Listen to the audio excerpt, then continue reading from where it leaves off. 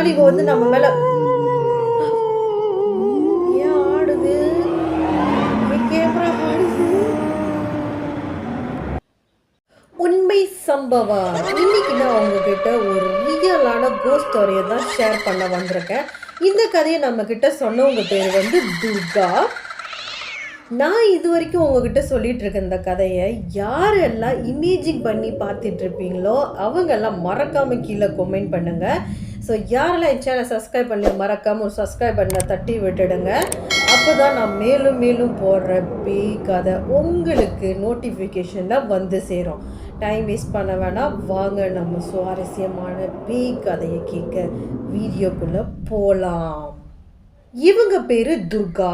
இவங்க வந்து அவங்களுக்கு ஒரு பக்கத்து ஊரில் தான் இவங்க வந்து திருமணம் பண்ணியிருக்காங்க. இந்த துர்கா வந்து அவங்க பக்கத்து ஊரில் உள்ளவங்க தான் கல்யாணம் பண்ணியிருக்காங்க. ஸோ இவங்களுக்கு வந்து 2 வருஷமாகி குழந்தை பாக்கியம் இல்லை. அப்படி இப்படி கோவிலுக்கு அங்கேயும் இங்கேயும் போய் அவங்க வந்து கருவுறாங்க. அது வந்து ஒரு 6 மாதம் ஆகுது. ஸோ 6 மாதத்தில் இவங்களுக்கு என்ன நடக்குதுன்னா, இவங்களுக்கும் அவங்க ஹஸ்பண்டுக்கும் ஒரு சின்ன சண்டை வருது. அந்த சண்டையில் என்ன ஆகுதுன்னா, அந்த சண்டை பேசி பேசி பெரிய சண்டையாக ஆகுது. அப்போ உடனே அவங்க ஹஸ்பண்ட் சொல்கிறாங்க, நீ இருக்குன்னா இங்கே இரு, இல்லைன்னா உங்கள் வீட்டுக்கு போ அப்படின்னு சொல்லி கோவத்தில் சொல்லிவிட்டு அவர் பக்கத்து வீட்டில் போய் படுத்து தூங்கிட்டாரு. அப்போ இவங்களும் இனிமேல் நம்ம இங்கே இருக்கக்கூடாது, அவ்வளோ கோவத்தில் இருக்காங்க இவங்களும். ஸோ துர்கா என்ன பண்ணுறாங்கன்னா, பக்கத்தில் 3 கிலோமீட்டரில் தான் அவங்க அம்மா வீடு இருக்குது. அவங்க என்ன பண்ணுறாங்கன்னா, சரின்னு அங்கேருந்து கிளம்பி அவங்க அம்மா வீட்டுக்கு இவங்க நடந்தே போகிறாங்க.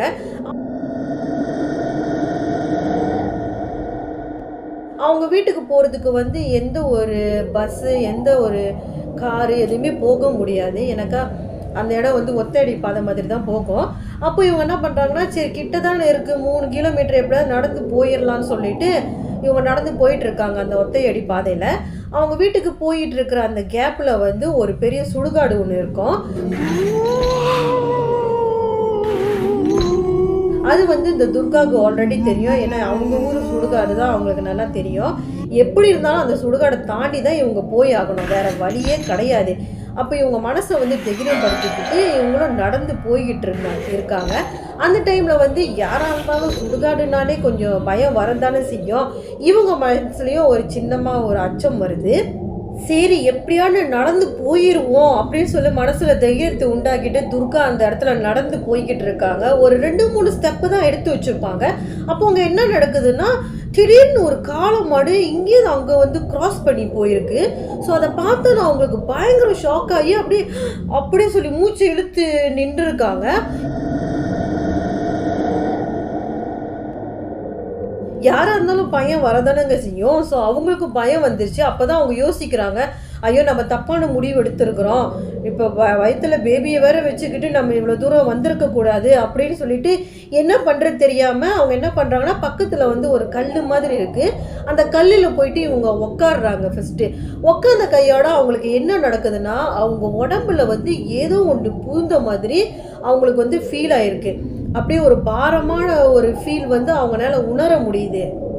அப்புறம் இந்த துர்கா என்ன பண்ணுறாங்கன்னா, அந்த கல் இடத்துலையே உட்காந்துக்கிட்டு இவங்க வந்து அழுகுறாங்க. ஐயோ நம்மளால ஒன்றும் பண்ண முடியலையே, நான் இப்போ ஏஞ்சி போனேன்னா ஏதோ ஒன்று ஆயிருமேன்னு சொல்லி அப்படியே சுட்டு முட்டு பார்க்குறாங்க. எங்கே அந்த எருமை மாடை காணோம், எங்கே போயிருக்கு அப்படின்னு. அந்த எருமை மாடு பார்த்தா இவங்க ஊருக்கு போகிற அந்த வழியை வந்து பாதையை மறைச்சிக்கிட்டு வந்து அது நிற்கிது. அப்போ வந்து இவங்க நினைக்கிறாங்க, ஐயோ இது இங்கே இருக்குது, நான் எப்படி போகிறது, திடீர்னு வேகமாக வந்து என்னை முட்டி என் குழந்தைக்கு எதுவும் ஒன்று ஆச்சுன்னா நான் என்ன பண்ணுறது அப்படின்னு தெரியாமல் அழுந்துட்டுருக்காங்க. அழுந்துட்டு அவங்க என்ன பண்ணுறாங்கன்னா, அவங்களோட குலசாமி வந்து கருப்பா என்னை காப்பாற்று அப்படின்னு சொல்லி மனசார அவங்க வேண்டுறாங்க. வேண்டுன கையோட அடுத்த செகண்டே வந்து அந்த எருமை மாடு அங்கேருந்து மறைஞ்சு போயிடுச்சு. ஸோ இவங்க வந்து ஆல்ரெடி பாரமாக தானே இருக்குது, அவங்க உடம்புல ஏதோ பூந்த மாதிரி இருக்குல்ல, அதனால் அவங்களால அந்த கல்லிலேருந்து எணிக்க ரொம்ப கஷ்டப்பட்டு தான் அவங்க எணிக்கிறாங்க.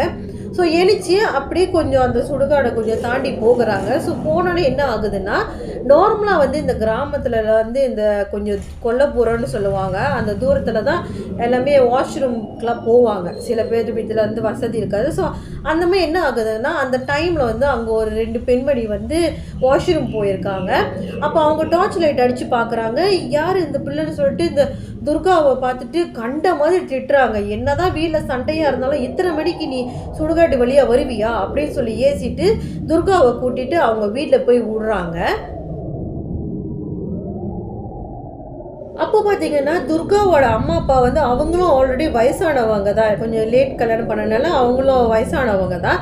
அப்போ அவங்களும் திட்டிக்கிட்டு இருக்காங்க துர்காவை. என்னதான் சண்டையாக இருந்தாலும் நீ இத்தனை மணிக்கு நீ வரலாமா? சரி பரவாயில்ல வந்து படு, எதாக இருந்தாலும் நாளைக்கு காலையில் பேசிக்கலாம் அப்படின்னு சொல்லி படுக்க வைக்கிறாங்க.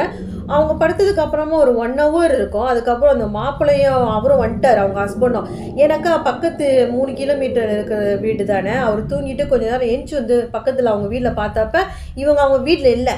அப்போ உடனே அவர் தெரிஞ்சிருச்சு, இவன் எப்படி இருந்தாலும் நடந்து தான் போயிருப்பா, சுடுகாடு வழியாக வேற போயிருப்பா, மாசமாக வர்றதுக்கால அப்படின்னு சொல்லி பயந்துக்கிட்டு அவர் அங்கேருந்து வேகமாக மோட்டர் பைக்கில் வந்து பார்த்துருக்காரு. ஸோ பார்த்தோன்னே அப்புறம் துர்கா உடனே ஏஞ்சி என்ன பண்ணுறாங்கன்னா, அவங்க புருஷனை போட்டு கண்ட மாதிரி திட்டிகிட்டு இருக்காங்க.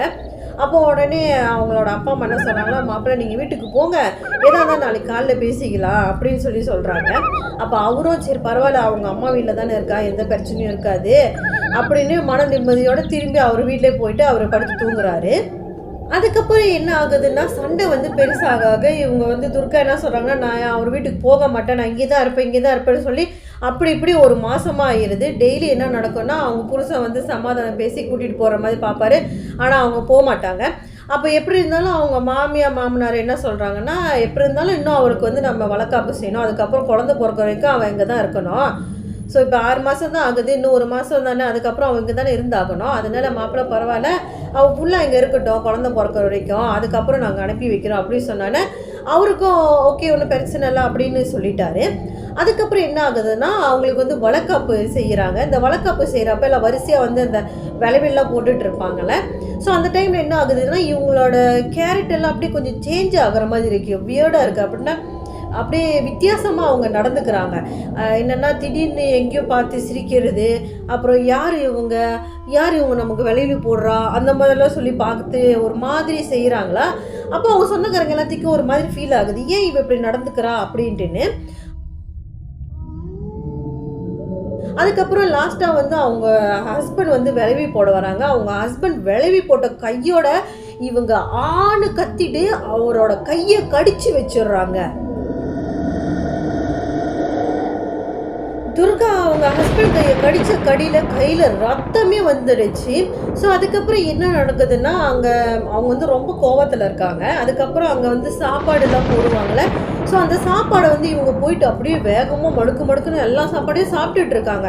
ஸோ அதை பார்க்குற ஊர் மக்களும் அவங்க சொந்தக்காரங்க எல்லாத்துக்குமே பயங்கர ஷாக் ஆச்சு. அப்போ எல்லாத்துக்கும் வந்து ஒரு டவுட் வந்துருச்சு, அவள் கிடையாது வேறு ஏதோ ஒன்று இருக்குது அப்படின்ட்டுன்னு. அப்போ இவங்க அம்மாவுக்கு வேறு வயசானவங்க தானே. அப்போ அவங்களுக்கும் தெரிஞ்சிருச்சு ஏதோ ஒன்று இருக்குது போல் தப்பான்னு. ஊர் மக்கள் முன்னுக்கு கேட்டு நம்ம அசிங்கப்படுத்த வேணாம் அப்படின்னு சொல்லிட்டு சரி சாப்பிட்டோம் அப்படின்னு சொல்லிட்டு அவங்க அமைதியாக விட்டுட்டாங்க. அதுக்கப்புறம் சாப்பிட்டு முடிச்சுட்டு ஊர் மக்கள் எல்லாம் போயிட்டாங்க. அப்புறம் நெருங்கிய சொந்தக்காரங்க மட்டும் தான் இருக்கிறாங்க. ஸோ அந்த டைமில் அவங்க அப்பா என்ன சொல்கிறாங்கன்னா, சரிம்மா நீ ரொம்ப டயர்டாக இருப்ப, நீ போய் படுத்துங்க அப்படின்னு சொல்லி சொல்கிறாங்க. அப்போ உடனே துர்கா என்ன பண்ணுறாங்கன்னா, கழுத்தில் போட்டிருக்க மாலையை அப்படி பிச்சு வீசிட்டு ரொம்ப கோபமாக ரூமில் போயிட்டு கதவு சாத்தி உள்ளே போயிட்டாங்க. அப்போ இவங்க அப்பா என்ன நினைக்கிறாருன்னா, மேபி அவங்க மாப்பிள்ளைனால அவர் ரொம்ப கோபமாக இருக்கா, மேபி அதனால தான் அப்படி நடந்துக்கிறா போல் அப்படின்னு நினைக்கிறாங்க. அதுக்கப்புறம் மணி வந்து ஒரு 4-5 அந்த மாதிரி ஆயிடுச்சு. சரி இன்னும் ஏன் வரல, மேபி ரொம்ப டயர்டாக இருக்கா போல், தூங்கிட்டு இருக்கட்டும் அப்படின்னு சொல்லி பேசாமல் விட்டாங்க. அதுக்கப்புறம் 7 மணி ஆகியும் அவளை வெளியில் காணும். சரி காஃபி போட்டு எழுப்பலாம் அப்படின்னு சொல்லிட்டு காஃபி போட்டு எழுப்ப போகிறாங்க. கதவு தட்டி பார்க்குறாங்க, கதவை திறக்கவே இல்லை. அப்போ என்னமோ நான் தப்பாக நடக்குது அப்படின்னு சொல்லிட்டு கதவை உடச்சி உள்ளே பூந்துடலான்ட்டுன்னு கதவை உடச்சி பார்க்குறாங்க. கதவு உடச்ச கையோட அவங்களுக்கு பயங்கர ஷாக் ஆச்சு. ஏன்னா அங்கே என்ன நடக்குதுன்னா, ஃபேனில் வந்து இவங்க புடவை கட்டியிருந்தாங்களா, அந்த புடவையை மேலே ஃபேன் மேலே போட்டு இவங்க தூக்கு மாட்டி தொங்குறாங்க. ஸோ கரெக்டாக இருந்துச்சு அந்த டைம், அவங்க கதவை உடைக்கிறதுக்கும் அவங்க மேலேருந்து தொங்குறதுக்கும். ஸோ உடனே என்ன பண்ணுறாங்க, அவங்கள கழட்டி அப்படி இப்படி காப்பாற்றிட்டாங்க. உடனே அவங்க அம்மாவுக்கு ரொம்ப கோவம் வந்து துர்காவை போட்டு அடின்னு அடிக்கிறாங்க. அப்போ உடனே துர்கா சொல்கிறாங்க, என்னை விடுங்க, நான் சாகணும், அவங்க என்னை சாக சொல்கிறாங்கன்னு ஒரு சைடு கையை காட்டி வேற அவங்க துர்கா கத்திக்கிட்டு இருக்காங்க. அப்போது துர்காவோட அம்மாவுக்கு வந்து இதாகிடுச்சு, யார் ஒன்று கொலை பண்ண சொல்கிறா, யார் ஒன்று தூக்க மாட்ட சொல்கிறா அப்படின்னு சொல்லி அவங்க கேட்டுட்டு இருக்காங்க. அவள் தான் என்னை தூக்க மாட்ட சொல்கிறான், என்னை விடுங்க அப்படின்னு சொன்னோன்னே அதுக்கப்புறம் வந்து அவங்க எல்லாத்துக்கும் தெரிஞ்சிருச்சு இவங்களுக்கு வந்து வேறு ஏதோ ஒன்று தான் பூந்துருக்கு அப்படின்னு சொல்லிட்டு. அப்போ உடனே அவங்க ஹஸ்பண்ட் என்ன செய்கிறாருன்னா, பக்கத்தில் இருக்கிற பூசாரியை கூப்பிட்றதுக்கு வேகமாக போயிட்டாரு. அப்போ இவங்களோட உடம்புல இருக்கிற பேய்க்கு வந்து தெரிஞ்சிருச்சு இந்த மாதிரி பூசாரி தான் கூட்டிகிட்டு வர போகிறாங்க அப்படின்ட்டுன்னு. உடனே பயங்கரமாக சத்தம் போட்டு கண்ட மாதிரி இது பண்ணுறாங்க. அப்போ அவங்களோட சொந்தக்காரங்க எல்லாமே தானே அங்கே இருக்காங்க. அப்போ அவங்க எல்லாமே வந்து துர்காவை பிடிச்சி சமாதானப்படுத்தி உட்கார வைக்க பார்க்குறாங்க. முடியல, ரொம்ப கஷ்டப்படுறாங்க அவங்கள பிடிச்சி உட்கார வைக்கிறதுக்கு. அப்போ பூசாரி கூட்டிகிட்டு வந்தாங்களா அவங்க ஹஸ்பண்டு, பூசாரியை கூட்டிகிட்டு வந்துட்டாங்க. ஸோ கூட்டிகிட்டு வந்த கையோட அப்போ பூசாரி வந்து கேட்குறாரு, நீ யார், எதுக்காக இங்கே வந்திருக்க, ஏன் இந்த பொண்ணு உடம்புல பூந்துருக்க அப்படின்னு சொல்லி கேட்குறாங்க. அதுக்கு உடனே அந்த ஆத்மா என்ன பதில் சொல்லுதுன்னா, ஒன்னெல்லாம் முடிஞ்சதை பார்த்துக்க, நீ யார், அவங்ககிட்ட நான் ஏன்டா எல்லாமே சொல்லணும் அப்படின்னு சொல்லி கொஞ்சம் பயங்கரமாக பேசிகிட்டு இருக்காங்க. அப்போ அவங்க அம்மா வேற பார்த்து வந்து இந்த ஆத்மா வந்து சிரிச்சுக்கிட்டே இருக்காங்க. அப்போ பூசாரி வந்து அமைதியாக இருக்கார், அவருக்கு தெரிஞ்சிருச்சு. அப்போ உடனே அவர் என்ன பண்ணுறாருன்னா, அவங்க துர்காவோட ஹஸ்பண்டை கூட்டிக்கிட்டு மறுபடியும் அந்த கோவிலுக்கு போகிறாங்க. கருப்பர் கோவிலுக்கு போயிட்டு கருப்பரோட நெத்தியில் வச்சுருப்பாங்க பார்த்தீங்களா சந்தன குங்குமம், அந்த சந்தன குங்குமத்தை எடுத்து ஒரு தண்ணியில் கரைச்சி மறுபடியும் அங்கேருந்து கொண்டு வராங்க. ஸோ கொண்டு வந்துட்டு இந்த துர்கா மூஞ்சில் வந்து அதை தெளித்து விட்றாங்க. அது எப்படி ஆசிட் பட்ட மாதிரி துர்கா அப்படி கத்தி அந்த செகண்ட்லேயே டக்குன்னு அவங்க உடம்புலேருந்து அந்த ஒரு உருவம் கருப்பாக வந்து வீட்டிலேருந்து தாண்டி வெளியில் போகிறத வந்து அந்த இடத்துல இருக்கிற எல்லாருமே பார்த்தாங்க. அதுக்கப்புறம் என்ன ஆகுதுன்னா, துர்காவுக்கு வந்து அப்போ தான் நார்மல் நிலைமைக்கே அவங்க வராங்க. நார்மல் நிலைமை வந்துட்டு அவங்க ஹஸ்பண்டை தேடுறாங்க. ஐயோ மாமா, எதுக்காக என்னை கட்டி போட்டு வச்சுருக்கீங்க, என் கையெல்லாம் அவுத்து விடுங்க, எனக்கு வலிக்குது அப்படிலாம் சொல்லி அவங்க பேசுகிறாங்க. அப்புறம் தான் அவங்க ஹஸ்பண்டுக்கு தெரிஞ்சிருக்கு, ஓ இத்தனை நாள் இவ வந்து நம்ம மேலே ஏன் ஆடுது, கேமரா ஆடுது.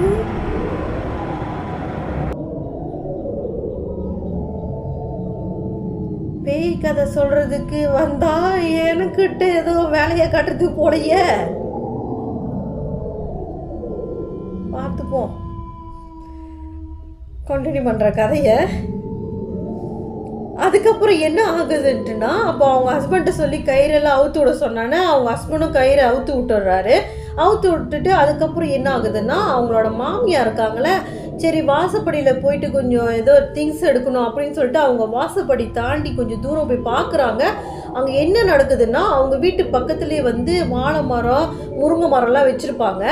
அங்கே பார்த்து கத்திக்கிட்டு வேகமாக அவங்க உள்ளே ஓடி வராங்க. அப்போ என்னாச்சுன்னு சொல்லி கேட்டோன்னா, அங்கே பாருங்கன்னு சொல்கிறாங்க. அப்போ உடனே பூசாரி எட்டி பார்க்குறாரு, அவருக்கு அங்கே என்ன இருக்குது ஒன்றுமே இவங்களுக்கு தெரியல. அப்போ உடனே அவங்க அம்மாவுக்கு அங்கே என்ன தெரியுதுன்னா, இந்த துர்கா பார்த்தாங்க பார்த்தீங்களா ஒரு எருமை மாடு, அந்த எருமை மாடு வந்து அங்கே படுத்துக்கிட்டு வாய் அசை போட்டு இங்கே வீட்டையே பார்த்துக்கிட்டு இருக்கு.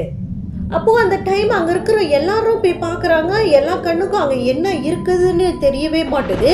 அப்போ உடனே இவங்க துர்கா இருக்காங்களா, இவங்களுக்கும் ஆர்வம் வருது, என்னென்னு பார்ப்போம் அப்படின்ட்டு. அப்போ பூச்சாரி சொல்கிறாரு, இல்லைம்மா நீ இப்போ பார்க்க வேணாம், நீ இங்கே இரு அப்படின்ட்டுன்னு. அப்போ இருந்தாலும் அவங்க மனசு முடியல, எப்படியா கொஞ்சம் லட்சம் எட்டி பார்த்துருவோம் சொல்லிட்டு, இல்லை நான் பார்ப்பேன் அப்படின்னு சொல்லிட்டு லைட்டாக அவங்க வீட்லேருந்து அப்படியே எட்டி பார்க்குறாங்க. அவங்க பார்த்துட்டு ஐயோ அப்படின்னு சொல்லி ஓடி வராங்க. என்ன இருக்குதுன்னா, இவங்க துர்கா கண்ணுக்கு வந்து அங்கே ஒரு பெண்மணி நிற்கிற மாதிரி தெரியுது. ஆனால் இவங்களோட அம்மாவுக்கு கண்ணுக்கு வந்து அங்கே ஒரு எருமை மாடு உட்காந்துருக்கிற மாதிரி தெரியுது. மற்ற யாரு கண்ணுக்கும் எதுவுமே தெரியல. அப்போது துர்கா கத்திட்டு வேகமாக வந்து உட்காந்துட்டு அழுவுறாங்க. அப்புறம் அவங்க அம்மா கிட்ட கேட்குறாங்க, அம்மா யாருமா அந்த பெண்மணி அப்படின்னு சொல்லி கேட்குறாங்க. அந்த பெண்மணி யாருன்னு உங்களுக்கு வீடியோ பார்க்கும்போது தெரியும். அப்போ வந்து அந்த பெண்மணிக்கு வந்து நம்ம துர்காவோட ஏஜ் தான் ஆகுது. அந்த பெண்மணி யாருன்னு பேச்சு எடுக்கும் போதெல்லாம் அந்த பேச்சு வந்து அப்படியே ஸ்டாப் ஆகிறது. அதுக்கப்புறம் என்ன ஆகுதுன்னா, அப்போ அந்த பூசாரி சொல்கிறாரு, இவ்வளோ தான் என்னால் பண்ண முடியும், இதுக்கு மேலே என்னால் ஒன்றும் பண்ண முடியாது. அங்கே பக்கத்தில் இருக்கிற முனீஸ்வரர் கோவிலுக்கு போங்க, அங்கே தான் வந்து பேய் ஓட்டுவாங்க, அப்போ வந்து நீங்கள் அங்கே போய் பார்த்துக்கலாம் அப்படின்னு சொல்லி அவர் சொல்கிறாரு. இன்னும் வந்து 4 நாள் தான் இருக்குது, 4 நாளில் அமாவாசை ஸ்டார்ட் ஆயிரும். அமாவாசை அப்போ வந்து இந்த பேயெல்லாம் ஓட்டுவாங்க, ஸோ நீங்கள் போங்க அப்படின்னு சொல்லி சொல்கிறாங்க. அதுக்கப்புறம் அந்த பூசாரி என்ன பண்ணுறாருன்னா, இவங்க அம்மா கண்ணுக்கும் துர்கா கண்ணுக்கும் தெரிஞ்சிச்சுல. ஸோ அந்த இடத்துல போயிட்டு அந்த தண்ணி எங்கேயுமே அவர் வச்சுருந்தாரு, அந்த தண்ணியை தெளிச்சு விட்றாரு. ஸோ தெளிச்சு விட்டான்னா அதுக்கப்புறம் வந்து அவங்க அம்மாவும் துர்காவும் போய் பார்க்குறாங்க. அந்த இடத்துல வந்து எதுவுமே இல்லை, அந்த இடம் வந்து எம்டியாக இருக்குது. அதுக்கப்புறம் பூசாரி சொல்கிறாரு, இன்னும் 4 நாள் கழித்து அமாவாசைக்கு அந்த முனீஸ்வரன் கோவிலுக்கு போயிருங்க அப்படின்னு சொல்லிட்டு பூசாரி கிளம்புறாரு. இன்னும் அவங்க வந்து அந்த கோவிலுக்கு போகிறதுக்கு 4 நாள் இருக்குது. அந்த 4 நாள் அவங்க வந்து பாடுபட்டுட்டாங்க. ஸோ நார்மலாக ப்ரெக்னெண்ட்டாக இருந்தாங்கன்னா நிறைய நேரம் அவங்க வாஷ்ரூம் போக வேண்டிய சூழ்நிலை வரும். ஸோ இவங்க வந்து முன்னுக்கு நிலவாசல்கிட்ட போன கையோடையே அந்த உருவம் வந்து அங்கே அந்த பெண்மணியாக அங்கே நிற்கும். அவங்க அம்மாவுக்கு வந்து அங்கே காளை மாடம் உட்காந்துச்சு, எருமை மாடம் உட்காந்துருக்குறது வந்து அவங்க கண்ணுக்கு தெரியும். ஸோ இதனாலேயே அவங்க வாஷ்ரூம் போகலாம் ரொம்ப கஷ்டப்பட்டு அழுந்துக்கிட்டு இருப்பாங்க. ஒரு வேலையாக 4 நாள் ஆயிடுறதுக்கு அப்புறமா அப்போ ஏக்கியம்லேயே அந்த பூசாரியார் சொல்லியிருக்காரு, நீங்கள் அங்கே போகிறதுக்குள்ளே உங்களுக்கு பயங்கரமான தடுங்கல் எல்லாம் வரும் அப்படின்னு சொல்லியிருக்காரு. அப்படி இப்படி 4 நாள் ஆனதுக்கப்புறமா ஒரு கார் ரெடி பண்ணிவிட்டு காரில் போகலான்னு சொல்லிவிட்டு இவங்க வந்து நிலவாசல் வெளியே தாண்டி அந்த காரில் உட்காந்து போகலான்ட்டுன்னு சொல்லி போகிறாங்க. ஒரு கொஞ்சம் ஸ்டெப்பு தான் முன்னுக்கு போயிருப்பாங்க. டக்குன்னு அந்த டிரைவர் இருக்கார்ல, காரை வந்து பயங்கரமாக பிரேக் வச்சுட்டாரு. ஏன்ப்பா பிரேக் வச்ச, என்னாச்சு அப்படின்னு சொல்லி கேட்டதுக்கு, இல்லை என்னால் போக முடியாது அப்படின்னு சொல்லி சொல்கிறாங்க. ஏன் உன்னால் போக முடியாது, என்னாச்சு அப்படின்னு சொல்லி கேட்குறாங்க. கண்ணு எதிர்க்க பார்க்குறீங்க தானே அப்படின்னு சொல்லி அந்த டிரைவர் சொல்கிறாங்க. அவங்க சொன்ன கையோடய பின்னாடி வந்து துர்கா வந்து பயங்கரமாக சிரிக்க ஆரம்பிச்சிட்டாங்க. அதுக்கப்புறம் அந்த டிரைவர் சொல்லியிருக்காரு, இங்கே பாருங்கள் எவ்வளோ பெரிய எருமை மாடு இங்கே படுத்து கிடக்குது, இதுக்கு மேலே என்னால் ட்ரைவ் பண்ண முடியாது அப்படின்னு சொல்லிட்டு சரின்னு வெளியில் வந்து பார்க்குறாரு. காரை விட்டு இறங்கி அங்கே பார்த்தாக்கா அந்த எருமை மாடு அங்கே இல்லை. காருக்குள்ளே வந்து உக்காந்தானா அந்த எருமை மாடு இருக்குது. அந்த எருமை மாடு வந்து இவரோட கண்ணுக்கு மட்டும்தான் தெரியுது.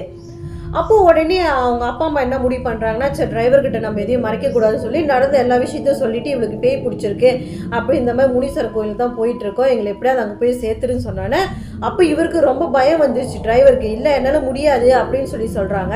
அப்போ உடனே அவங்க அம்மா சொல்கிறாங்க, உனக்கு ஒரு பொண்ணு இருந்தால் நீ இப்படி உதவியாயிப்பா அப்படின்னு சொல்லி கொஞ்சம் சென்டிமெண்ட்டாக பேசினானா அவருக்கும் கொஞ்சம் ஃபீல் ஆச்சு.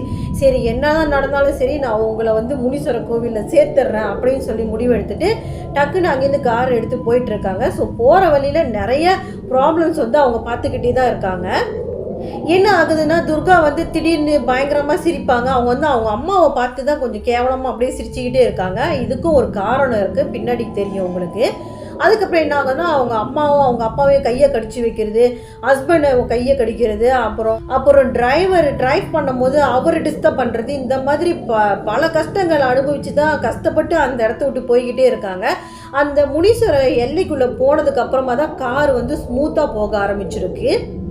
அப்படி இப்படி இவங்க வந்து அந்த கோவிலுக்குள்ளே பூந்துட்டாங்க. அதுக்கப்புறம் வந்து இவங்க அங்கே நிறைய பூசாரிங்க இருப்பாங்க பேய் ஓட்டுறதுக்கு, இவங்களுக்குன்னு ஒரு ஆள் இருக்காங்க. ஸோ அவங்க வந்து அந்த பூசாரி வந்து என்ன சொல்கிறாருன்னா, நீங்கள் வந்து இன்றைக்கி வந்து கோவில் மண்டபத்திலே படுத்துறங்க. ஸோ நாளைக்கு வந்து 6 மணிக்கு தான் பேய் ஓட்டுவாங்க, கோவிலில் இருக்கிறதுனால எந்த ஒரு பிரச்சனையும் வராதுன்னு சொல்கிறாரு. சொல்லிவிட்டு அதுக்கப்புறமும் சரின்னு இவங்களும் போயிட்டு அந்த மண்டபத்தில் தங்கலான்னு சொல்லி மண்டபத்துக்கு போகிறாங்க.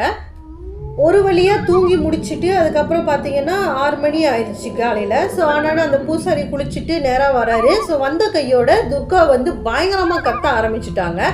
அந்த பூசாரிக்கு வந்து தெரிஞ்சிருச்சு இப்போ அந்த பேய் வந்து இவங்க உடம்புல வந்து பூந்துருச்சுன்னு. உடனே அவர் என்ன பண்ணுறாருன்னா, டக்குன்னு உச்சி முடியை வந்து முடிச்சு போடுறாரு. இந்த உச்சி முடியை எதுக்கு முடிச்சு போடுறாங்கன்னா, அப்போ தான் இந்த பேய் வந்து அவங்கள அந்த பெண்மணி உடம்பு விட்டு டக்குன்னு வெளியில் போகாது, அவங்களுக்குள்ளே இருக்கும். எப்போ அதை எடுத்து முடிக்கிறாங்களோ அப்போ தான் அந்த உச்சி முடியை கட் பண்ணி அதை எடுப்பாங்க. ஸோ அந்த ரீசன் காண்டி தான் அந்த முடிச்சு போட்டிருக்காங்க. ஸோ போட்டுட்டு அதுக்கப்புறம் அவர் கேட்குறாரு, எதுக்கு நீ இந்த பெண்மணி உடம்புல பூந்து அவளை பாடாப்படுத்துகிற அப்படின்னு சொல்லி கேட்குறாங்க. அது சிரிச்சுக்கிட்டே தான் இருக்குன்னு தவிர என்ன ரீசன்ட்டுன்னு அது சொல்லவே மாட்டேது. இதுக்கு முன்னுக்கு அது எப்படி அப்படியே ஒரு பந்தாவாக இருந்துச்சோ அதே மாதிரி தான் அது மறுபடியும் பதில் சொல்லிக்கிட்டு இருக்கு. அப்பப்போ வந்து அவங்க அம்மாவை பார்த்து வந்து ஒரு கேவலமாக சிரிச்சுக்கிட்டு இருக்கு. அப்போ பூசாரிக்கு வந்து தெரிஞ்சிருச்சு இந்த ஆத்மாவுக்கும் அவங்க அம்மாவுக்கும் ஏதோ சம்மந்தம் இருக்குது அப்படின்ட்டுன்னு. அப்போ உடனே அந்த பூசாரி சொல்கிறாரு, நீ இப்போ சொல்லலை, நான் கடவுளை வர வச்சிருவேன் முனீஸ்வரரை அப்படின்னு சொல்லி சொன்னால்தான் எந்த ஆத்மாவும் கடவுள் வர வச்சிருவேன்னு சொன்னால பயந்து அதை வந்து உண்மையை சொல்லிடும்.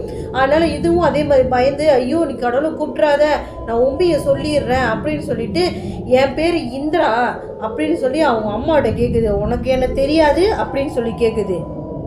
அப்போ நான் இந்திரன்னு சொன்ன கையோட அவங்க அம்மா வந்து அப்படி அழுகுறாங்க. அழுதுட்டு ஏம்மா என் பொண்ணை போட்டு இப்படி பாடாப்படுத்துற அப்படின்னு சொல்லி கேட்குறாங்க. இந்த இந்திரா யாருன்னு நீங்கள் பார்த்தீங்கன்னா அவங்க அம்மா இருக்காங்களா அந்த கிராமத்தில் இருக்கிறவங்க தான். அவங்களுக்கு வந்து நம்மளோட துர்காவோட ஏஜ் தான் ஆகுது. அவங்க என்ன பண்ணுறாங்கன்னா அங்கே இருக்கிற மாப்பிள்ளையே ஒருத்தவங்களை வந்து கல்யாணம் பண்ணிக்கிறாங்க. ஸோ கல்யாணம் பண்ணி வச்சோன்னே அவர் வந்து பயங்கர குடிகாரனாக இருக்காங்க. ஸோ அது வந்து இவங்களுக்கு வந்து ரொம்ப கஷ்டமாச்சு. இந்திராவுக்கு நிறைய சண்டைகள் இந்த மாதிரிலாம் வரும்.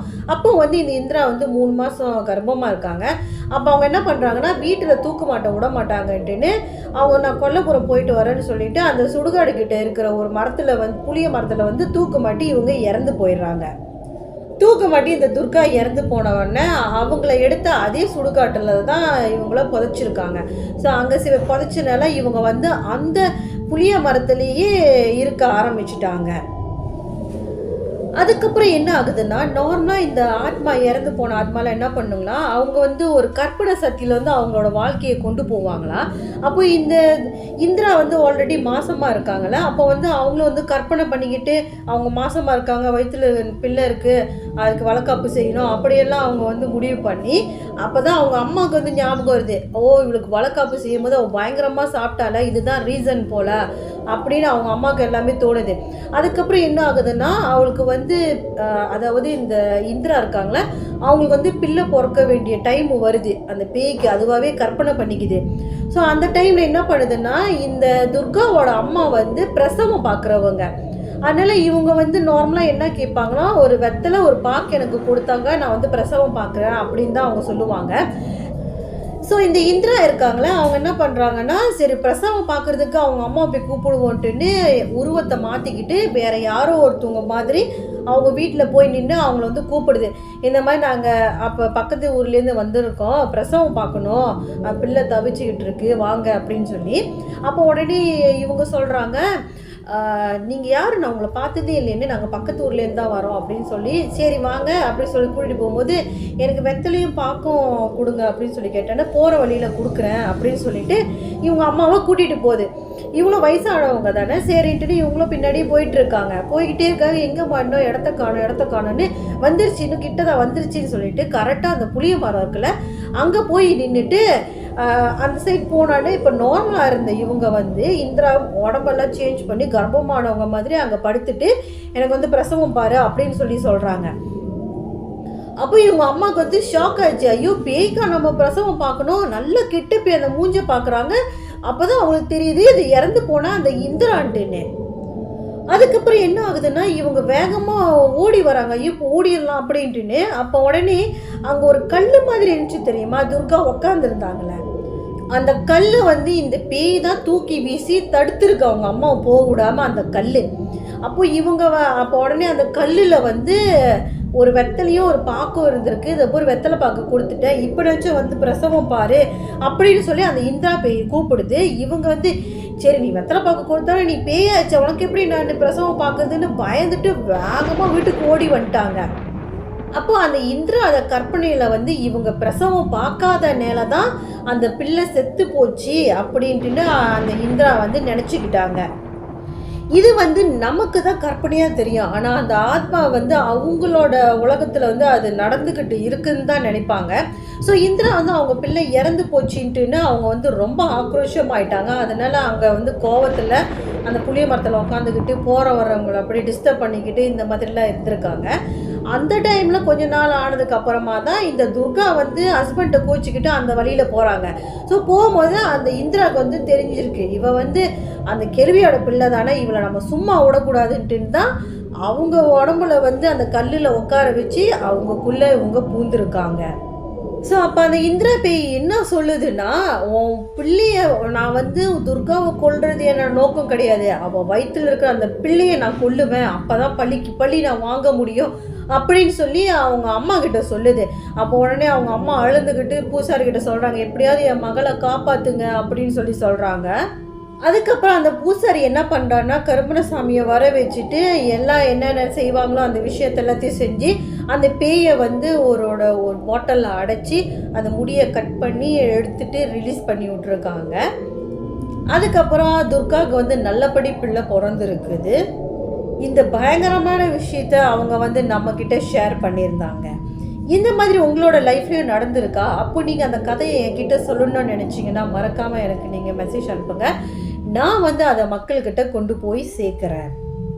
சேனல் நிறைய பேர் பார்க்குறீங்க, சப்ஸ்கிரைப் பண்ண மாட்டீங்க. மறக்காமல் சப்ஸ்கிரைப் பண்ணிவிடுங்க. இந்த கெட்டப்பை பார்த்து நினச்சும் ஒரு சப்ஸ்கிரைப் பண்ணிவிட்டு பேய் கதையை கேட்குறவங்களுக்கு மறக்காமல் இந்த வீடியோவை ஷேர் பண்ணுங்கள், லைக் பண்ணுங்கள். அடுத்த ரியல் கோஸ்ட் ஸ்டோரியில் நம்ம மீட் பண்ணலாம்.